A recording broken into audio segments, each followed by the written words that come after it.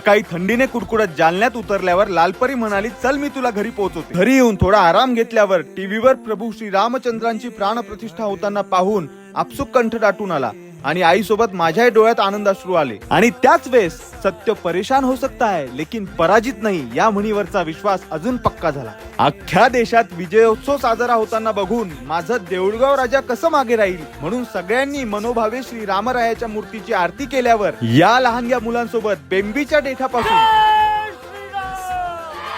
म्हणत तरुणाई सोबत ह्या गाण्यावर नाचलो. मग तडक लक्ष्मी रमण गोविंदा म्हणत बालाजी फरसाकडे मोर्चा वळवला. तेव्हा इगल आर्ट्स वाल्या गरुड दादांनी काढलेल्या रामरायाच्या सुंदर रांगोळी सोबत फरसावरच्या इतर रांगोळ्या बघून मन प्रसन्न झाले. तेवढ्यात ए पोरा कुठे चालला, आम्हाला तुझ्या मिनी ब्लॉग मध्ये घे, तुझे 10,000 फॉलोअर्स कंप्लीट होतील असं म्हणून महिला मंडळाने मला इमोशनल ब्लॅकमेल केलं. मी दिव्यांची रोषणाई टिपतोय हे पाहून धारकोंडे मामा म्हणाले, मलाही ब्लॉग मध्ये घे, तू या वर्षी जोड्यानं जेजुरीला दर्शनाला जाशील.